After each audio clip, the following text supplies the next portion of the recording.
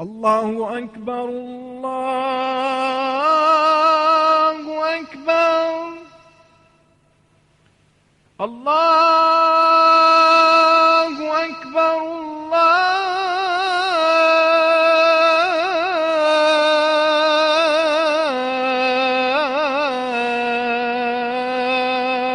الله أكبر أشهد أن لا إله إلا الله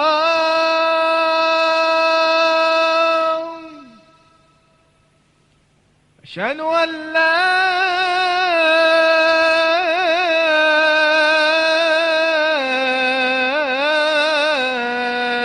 إله إلا الله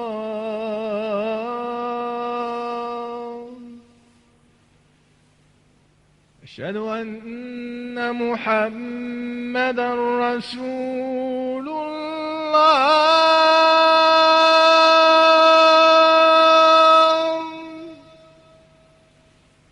أشهد أن محمدًا رسول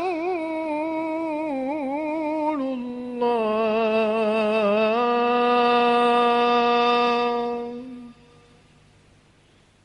حي على الصلاة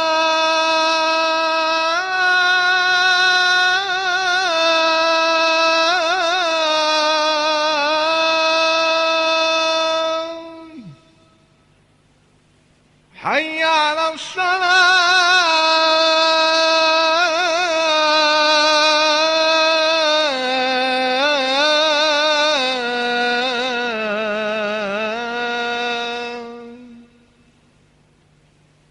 حي على الفلاح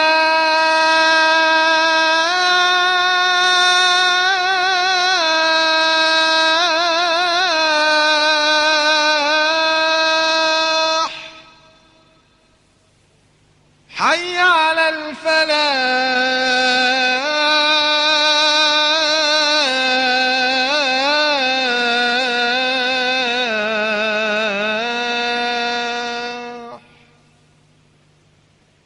الله أكبر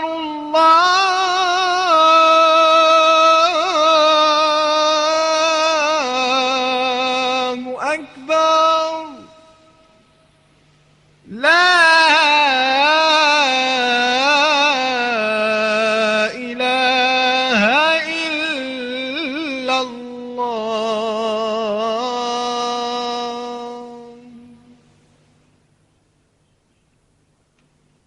Dans le cadre des cours Horizon de l'Islam, nous vous présentons aujourd'hui le cours suivant de la collection Commentaires du Coran.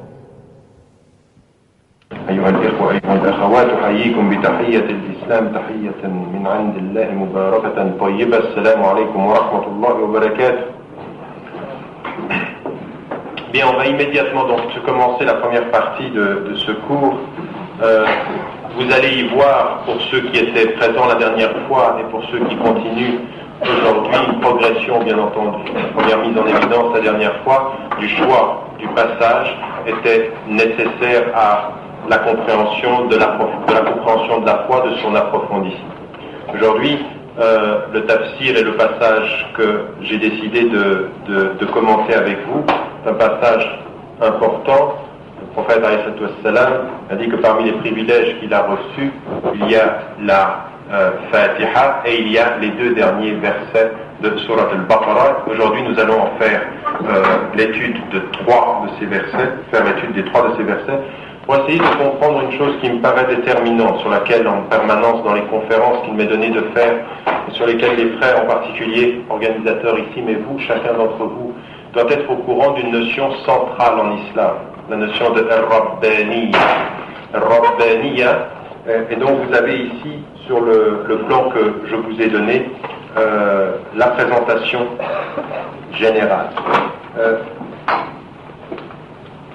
Ce passage-là, donc essentiel, pour moi, traduit fondamentalement, et en particulier si vous suivez les tafasirs des différents mufassirin, vous allez vous rendre compte qu'ils mettent beaucoup en évidence des dimensions particulières de ce passage. Alors je vais aborder ceci donc comme il vous est présenté ici en 3 moments, après la présentation générale des chemins de la Rabbaniya.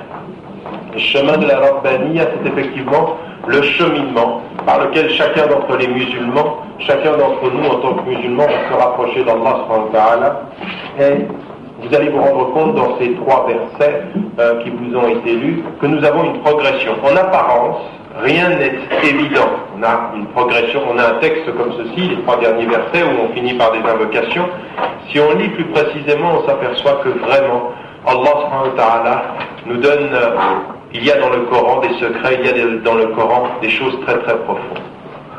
Alors, première chose que j'aimerais mettre en évidence, la notion de la Rabbaniya vient du Coran, où il est dit dans le verset مَا كَانَ لِبَشَرٍ أَنْ يُؤْتِيَهُ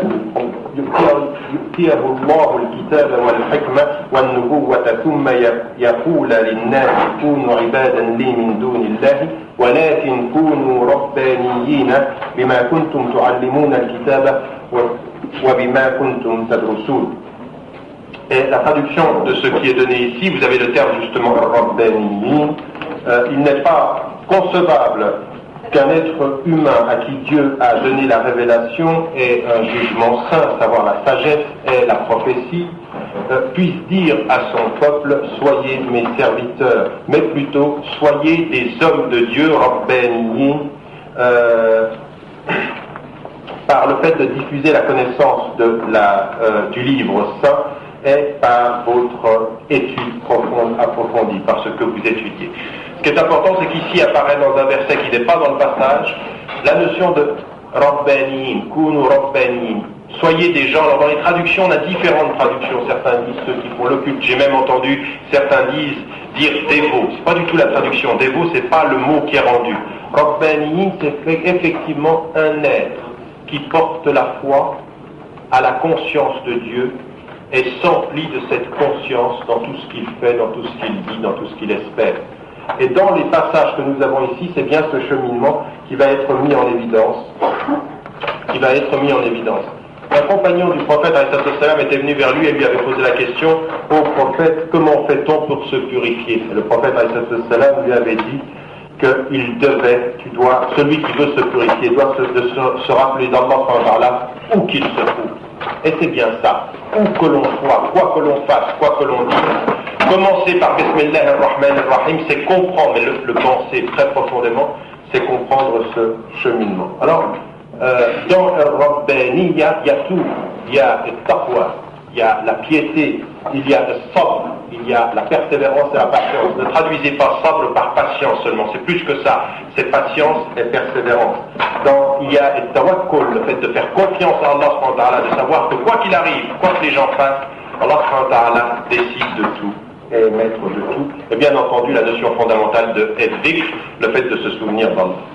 Pourquoi est-ce que je commence par vous parler de cette notion-là? Je commence par vous parler de cette notion-là parce que dans les 3 versets, il y a des étapes pour la bonne compréhension de comment est-ce que chacun d'entre nous, en tant que musulman vivant en 1997 en plein milieu de la France, ici à Lyon ou dans les alentours, va faire ce cheminement pour se rapprocher d'Allah subhanahu wa ta'ala. Alors prenons le premier verset et vous allez voir dans ce premier verset, comme je vous l'ai mis en évidence ici, il a la notion d'Allah subhanahu wa ta'ala bien entendu, la notion de propriétaire, mais quelque chose qui, quand ce verset a été révélé, a passablement perturbé les compagnons. Alors nous avons effectivement lillahi ma fi as-samawati wa ma fi al-ard wa in tubdu ma fi anfusikum aw tukhfuhu yuhasibukum bihi Allah fayaghfiru liman yasha wa yu'adhibu man yasha wallahu ala kulli shay'in qadir. La traduction de ceci, à Dieu appartient ce qui est dans les cieux et dans la terre.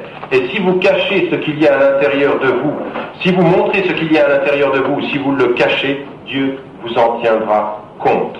Et il pardonnera à qui il voudra, et il châtiera qui il voudra, car Dieu, certes, a la puissance sur tout, est capable de tout, peut tout. Quand les premiers compagnons du prophète alayhi salam ont entendu ce verset, un groupe est allé le voir en disant ça on peut tout supporter, le djihad on a accepté, mais là c'est trop pour nous. Ça leur donnait l'impression d'une révélation qui leur faisait beaucoup trop porter. Ils interpellaient le prophète alayhi salam, tu viens de recevoir une révélation qui pour nous implique énormément. Et le prophète alayhi salam a répondu, est-ce que vous aimeriez dire, comme ceux qui vous ont précédés, ceux des livres, ceux qui ont reçu les 2 livres auparavant, Sami'na wa asayna, nous avons entendu et nous avons désobéi.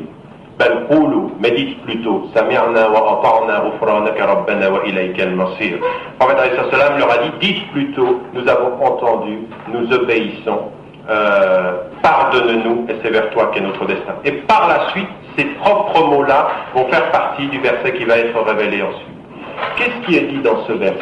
Et il faut s'arrêter à ça pour bien comprendre. La première dimension de l'homme et de la femme qui, en tant que musulman, ici, comprend le sens. La première étape de ce cheminement et de ce rapprochement de chacun d'entre nous. La première des choses qui apparaît ici, dans ce verset, c'est effectivement la compréhension que Allah subhanahu wa ta'ala possède tout. Il est le propriétaire de tout.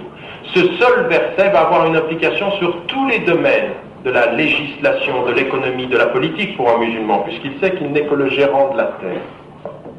Mais ce qui est fondamental ici, c'est cette double dimension. Et j'ai eu l'occasion de vous le dire lors du précédent tafsir, c'est que Allah subhanahu wa ta'ala, il y a quelque chose de magique dans le Coran, car sans qu'on s'en rende compte, le loin et le proche sont mêlés, le temps et l'espace sont mêlés, toujours en permanence. Au point que sans qu'on s'en rende compte, ça nous habite partout, ça nous prend de n'importe quel endroit de notre perception, ça nous prend. Lillahi ma fis samawati wa ma fil ard, à Dieu appartient tout ce qui est dans les cieux et dans la terre, c'est une dimension de la compréhension du global. Allah subhanahu wa ta'ala, il nous dit, tout m'appartient, tout est à moi, tout ce qui est dans les cieux. Alors la première vision que l'on a, la première perception que l'on a, c'est la perception de grandeur. Et ensuite, il nous parle à nos intimités. Il nous parle à nos intimités en nous disant si vous cachez ce qui est à l'intérieur de vous-même. C'est-à-dire l'espace infiniment grand, l'intimité infiniment rapprochée. Si vous le cachez ou si vous le montrez, il en tient compte. Il est maître de tout, rapproché de chacun. Maître de tout et compte de tout. C'est-à-dire qu'il maîtrise autant la marche du soleil et de la terre qu'il fait le compte de chacun de nos gestes, chacune de nos paroles. Raison pour laquelle les premiers croyants emplis de la foi ont bien compris le poids de ce verset. Nous on le dit comme ça. Mais eux ils ont bien compris. Ils ont compris qu'Allah subhanahu wa ta'ala, il comptait tout. Il était maître de tout et il tient compte de tout. Cette dimension-là, elle est fondamentale. Et nous, les musulmans, quand on parle de notre religion à d'autres, il y a des choses qu'on ne dit pas parce qu'on ne... Peut-être parce qu'on n'en est pas conscient, mais parce qu'on ne sent pas parfois ce rapprochement d'Allah subhanahu wa ta'ala comme il nous parle.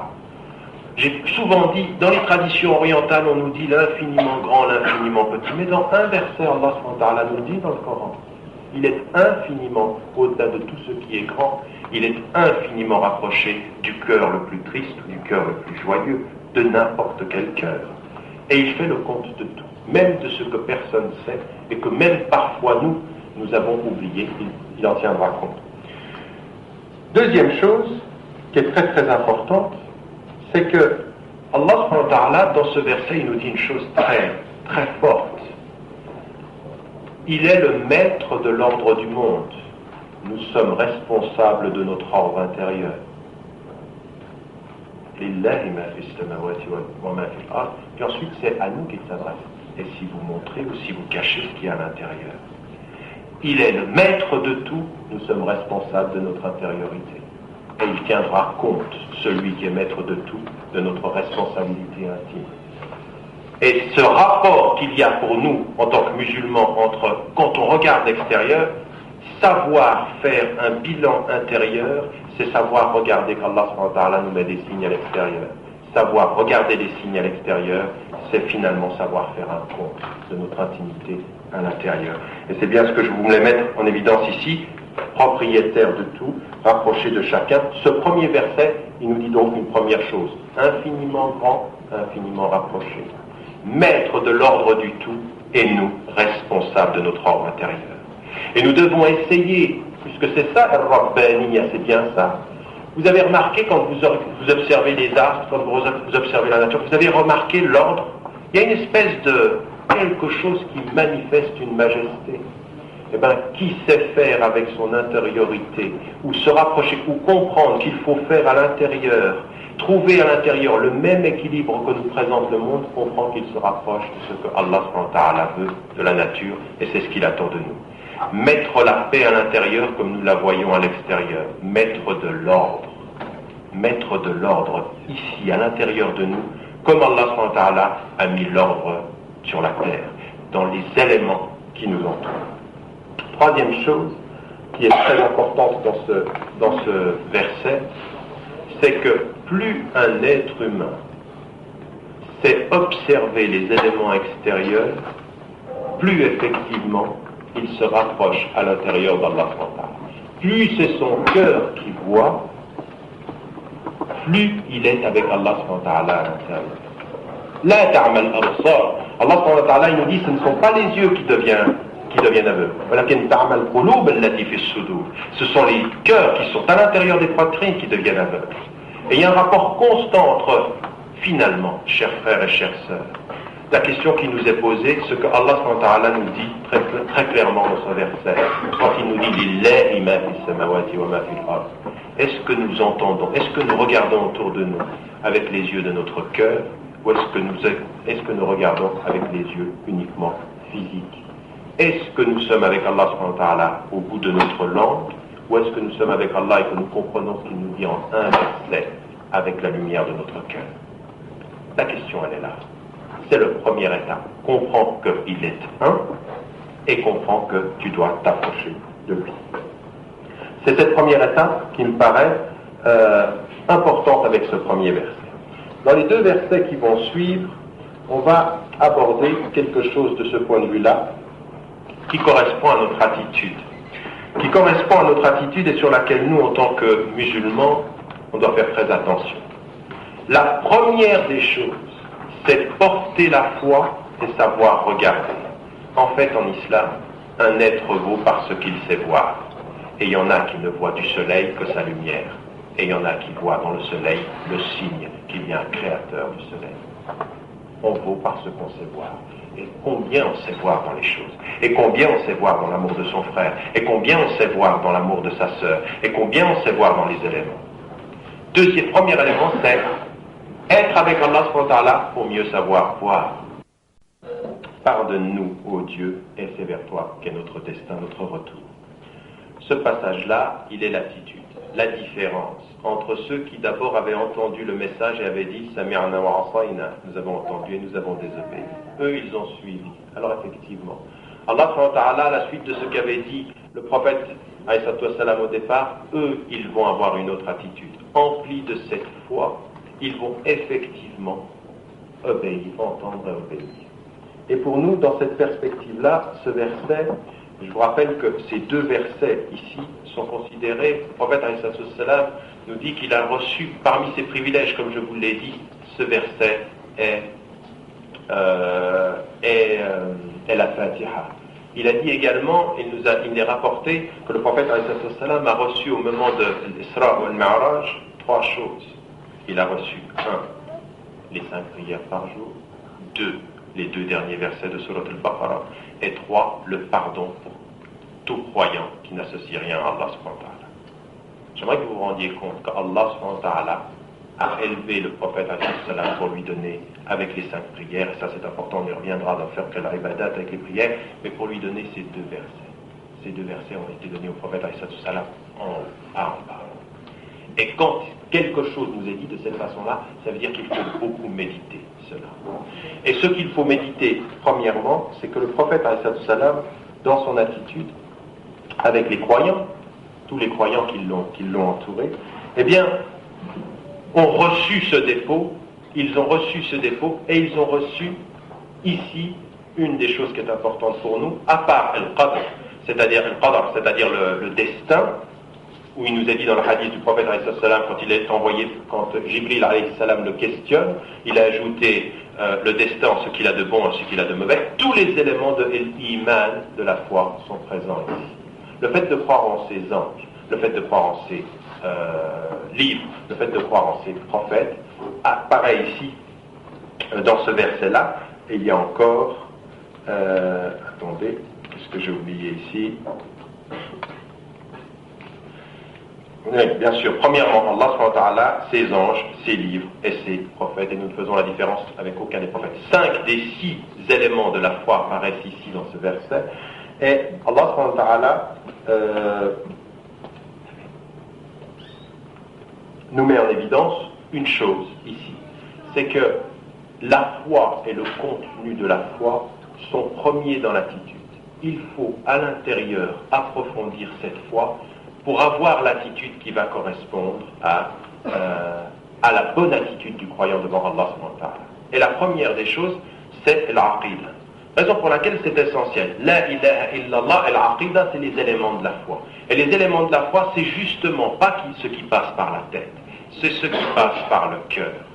Pour pouvoir dire sami'na wa ata'na, c'est-à-dire nous avons entendu et nous obéissons, il faut avant cela avoir fait, passé, vécu l'acte du cœur. Et l'acte du cœur, c'est de reconnaître que Allah subhanahu wa ta'ala est présent. C'est de savoir, mais intimement, pas comme ceci en se voyant entre deux portes, mais par exemple quand on est ici, quand un vendredi soir vous prenez de votre temps pour venir à une réunion comme ceci, le prophète alayhi salam nous a dit, vous participez à un de ces jardins du paradis sur la terre. Et dans le jardin du paradis sur la terre, les anges sont présents. La présence des anges.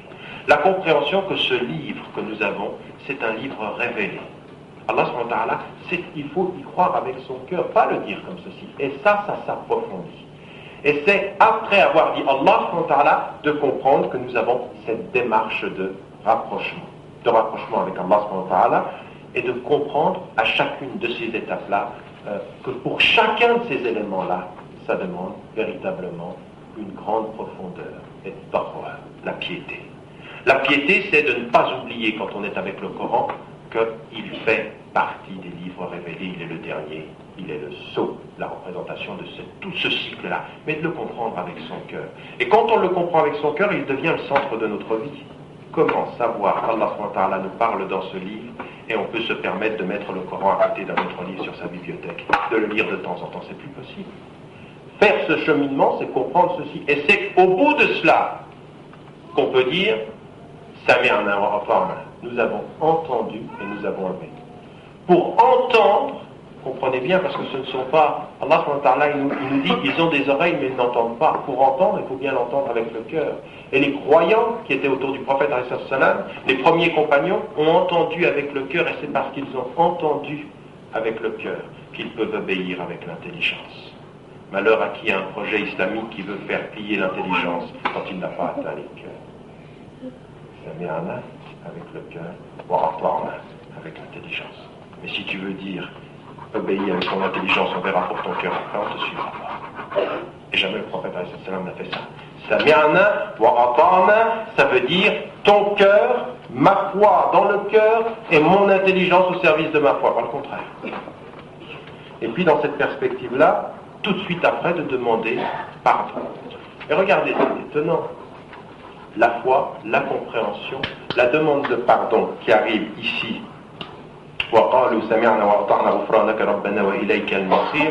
La perception de c'est vers toi qu'est notre destin. Première chose donc la reconnaissance d'Allah subhanahu wa ta'ala. Deuxième chose, la reconnaissance du cheminement. Troisième chose ici, le destin, nous sommes à Allah subhanahu wa ta'ala.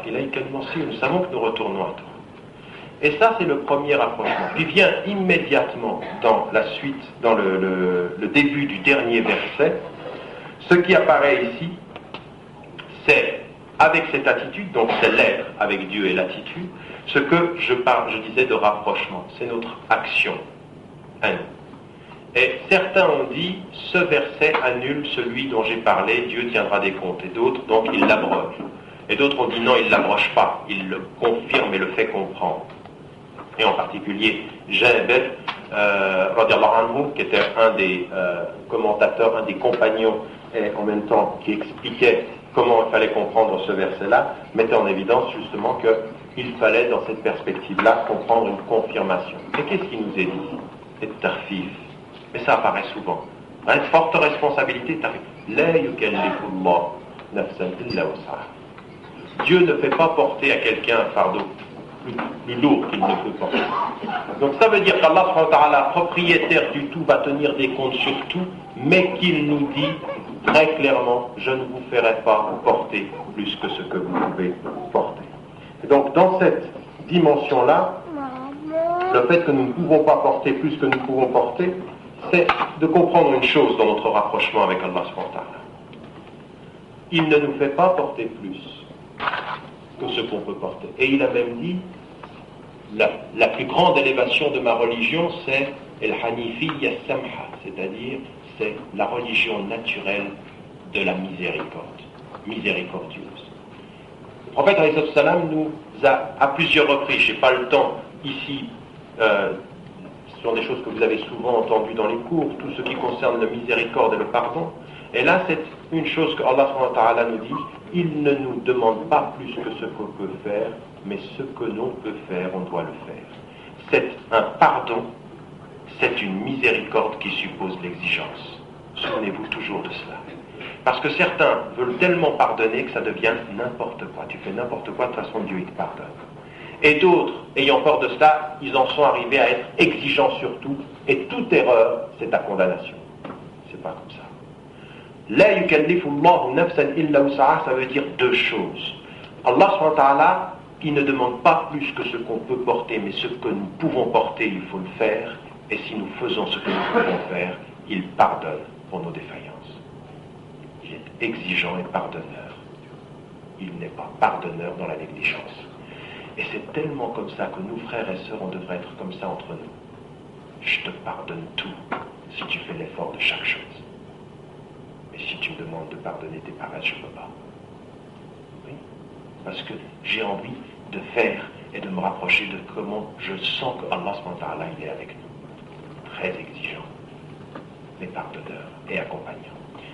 Et ça, c'est la limite. Mais regardez la progression. Attitude de compréhension d'Allah subhanahu wa ta'ala, vivre dans son cœur, Sami'na wa ata'na, on obéit, et on se rapproche. Et on se rapproche d'Allah subhanahu wa ta'ala, se rapprocher de lui. Regardez comment. Et puis vient ce verset, ce début de verset qui dit, il ne vous demande pas plus que ce que vous pouvez faire. Alors, premier élément, être avec Allah subhanahu wa ta'ala, comprendre, voir, sentir avec son cœur. Deuxième élément, avoir la foi dans son cœur pour pouvoir dire, j'ai tellement bien entendu avec mon cœur que je suis prêt à tout obéir avec mon intelligence. Deuxième étape. Troisième étape, mais je vais faire tout ce que je peux, en sachant que ce que je peux a une limite, et Allah subhanahu wa ta'ala il pardonne. Et à ce moment-là, et c'est bien ça, Ar-Rabbaniya, fais tout ce que tu peux faire, et à un moment donné, tu acceptes ta limite, et tu mets tes mains comme ceci, et tu demandes à Allah subhanahu wa ta'ala exactement ce qui vient par la suite. Tu fais tout ce que tu peux, puis ensuite tu t'en remets. Et tu t'en remets à quel moment? Regardez ce qui vient, comment la construction est faite ici. Allah subhanahu wa ta'ala, il nous dit La yukallifullahu nafsan illa wus'aha laha ma kasabat wa 'alayha ma iktasabat. À elle ce qu'elle a gagné et à elle ce qu'elle a perdu. C'est-à-dire que chacun, on fait ce qu'on peut, ce qu'elle a gagné est pour elle, et puis ce qu'elle n'a pas fait, on lui en tiendra rigueur. Et tout à coup, alors on demande à Allah subhanahu wa ta'ala, et regardez la construction de ces doigts à la fin. Le prophète alayhi salam a dit apprenez aux gens ces deux sourates, ces deux versets, parce qu'en elle il y a du Coran, en elle il y a de l'iman, et en elle il y a l'invocation, doua. Et regardez ce qui nous est dit ici. Rabbana la tu'akhidhna in nasina aw akhta'na. Oh Dieu, ne nous tiens pas rigueur si nous avons oublié ou nous avons commis une erreur, si nous commettons des erreurs. Là aussi, il n'y a pas de hasard. Regardez la limite. Rabbani, c'est pas celui qui croit qu'il est avec Allah subhanahu wa ta'ala, il ne va pas commettre d'erreur. Non, c'est celui qui à un moment donné connaît ses limites. Il sait qu'il va commettre des péchés. Il sait qu'il en commet. Il sait que le prophète alayhi salam lui-même, au-delà de tout, élu au-delà de tous, demandait 70 fois, 100 fois pardon, selon deux traditions différentes, demandait pardon à Allah subhanahu wa ta'ala. Et ce qu'on demande, regardez ce qu'il faut demander à Allah subhanahu wa ta'ala. On ne nous tient pas rigueur si nous oublions. La première des choses, c'est l'oubli. et ensuite le fait de commettre un péché. C'est dire que chacun d'entre nous, même il y en a qui sont venus à une conférence ici à ce cours de 3 heures en oubliant sur le chemin Allah subhanahu wa ta'ala. Ils venaient à un cours en oubliant ce pourquoi ils venaient. Chacun dans sa vie quotidienne voit qu'à des moments on oublie, alors on se retourne vers Allah subhanahu wa ta'ala et on reconnaît notre limite. Al-Rabbani, c'est celui qui fait tout ce qu'il peut et à un moment donné il se retourne vers Allah subhanahu wa ta'ala et il comprend ceci. Ad-du'a ibada. L'invocation est une adoration. Et c'est ça le hadith du prophète alayhi wassalam. Premier élément, c'est de comprendre justement cette limite. Deuxième élément qu'on peut mettre en évidence par rapport à ces doras, ici, c'est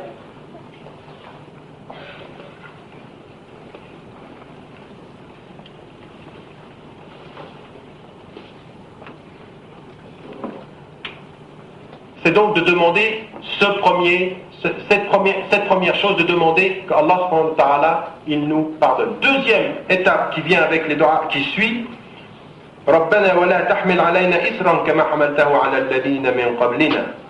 Ô Dieu, ne nous fais pas porter, ne nous charge pas comme tu as chargé ceux qui nous ont précédés. Et nous de reconnaître dans notre rapprochement avec Allah subhanahu wa ta'ala qu'il y a cette étape. Premier élément, 1, on va commettre des erreurs, on va oublier. Deuxième chose, on va commettre des péchés. Troisième chose, ne nous charge pas comme tu as chargé ceux qui ont été avant nous. Et en plus, et c'est ce qui vient également ensuite, Rabbana wa la tuhammilna ma la taqata lana bih. Oh Dieu, ne nous fais pas porter plus que ce que nous pouvons porter, ce que nous pourrions supporter. Et c'est ça, Rabbaniya, c'est ça la conscience d'Allah subhanahu wa ta'ala, ce rapprochement. Allah subhanahu wa ta'ala, le rapprochement intime avec lui, comprendre, regarder les choses, approfondir, mettre de l'ordre à l'intérieur, écouter avec le cœur, réfléchir avec sa tête quand le cœur est illuminé, faire tout ce qu'on peut faire pour lui plaire, se rapprocher de lui, comprendre la limite, se retourner vers lui et lui demander. Oh Dieu, nous allons pardonner. Oh Dieu, nous allons commettre des erreurs, nous allons t'oublier, pardonne-nous, renforce-nous, donne-nous la force, ne nous fais pas porter plus qu'on peut porter. Et on en vient à ces 3 choses qui sont fondamentales à la fin. Mais regardez, tout vient de l'intérieur. Le cheminement est intérieur et se répand en une position claire de demande à Allah subhanahu wa ta'ala. Et regardez les 3 choses telles qu'elles ont été commentées également par les mufassiroun. Wa'afu anna. Wa'afu anna, c'est-à-dire efface nos fautes. Et efface nos fautes, wa'afu anna, c'est entre toi et nous. Wa'afu anna. Wa'ghfir lana. Wa'ghfir lana, c'est nos fautes avec les gens. Wa'afu anna, c'est toi et nous. Wa'ghfir lana, c'est nous et eux. Warhamna, c'est pour l'ensemble. Wa'afu anna, wa'ghfir lana, warhamna. Anta maulana. Tu es notre maître, notre guide. Mais tu es notre maître et notre guide, pourquoi? Regardez pourquoi ça vient là exactement. Ça vient là parce que c'est tout le cheminement. Celui qui dit Anta maulana, il a compris, ça part du cœur, ça comprend avec le cœur, ça s'approfondit avec l'intelligence, ça fait tout ce que ça peut faire dans l'action et ça comprend sa limite. Et on finit par ceci, et j'aimerais bien que vous n'oubliez jamais ceci, frères et sœurs de France, dans tout ce que vous vivez aujourd'hui de difficultés, que vous allez vivre demain de difficultés. Wansurna ala al-qawm al-kafir. Il nous dit la paix intérieure pour faire face à l'adversité extérieure. Il n'y a pas de foi sans lutte. Et on finit tout le cheminement. Rabbani, il comprend qu'il est tellement avec Dieu que les hommes vont s'élever contre lui. Que tous ceux qui veulent l'argent, que tous ceux qui sont injustes, que tous ceux qui nient Dieu, que tous ceux qui veulent plus de production, d'intérêt pour eux, Wansurna ala al-qawm al-kafir. La force intérieure qui se... C'est ça, le djihad il est là. Le djihad au sens le plus noble du terme. Il faut que tu nous le fasses. On est tellement fragile, on comprend tellement notre fragilité intérieure qu'on a une force extérieure. On comprend tellement que notre fragilité est vue par Dieu que n'importe quel des hommes se présente devant nous et ma fragilité se transforme en force. Parce que je sais que je suis fragile avec Dieu et que tu es faible sans Dieu. Mais je sais aussi, et c'est ça qu'il faut comprendre, c'est qu'à la fin de ce parcours, Allah subhanahu wa ta'ala, il nous dit bien de lui demander cette force. Wansurna ala al-qawm al-kafirin, c'est-à-dire pour nous ici, toute l'adversité elle va venir, elle est présente, elle est normale pour quelqu'un qui a la foi. Parce que quelqu'un qui a la foi, il dit justice. Quelqu'un qui a la foi, il dit amour. Quelqu'un qui dit la foi, il dit honnêteté, il dit transparence. On est dans un monde où il n'y a pas tellement de justice, où il n'y a pas tellement d'amour, où il n'y a pas tellement de transparence. Et quand vous dites Allah subhanahu wa ta'ala, vous vous trouvez en face des gens qui disent argent, néant. Et c'est ça, force intérieure pour solidité extérieure. Voilà, chers frères et chères sœurs, j'ai dépassé de 3 minutes le temps qui m'était imparti. On se voit après la prière pour la suite, Inch'Allah.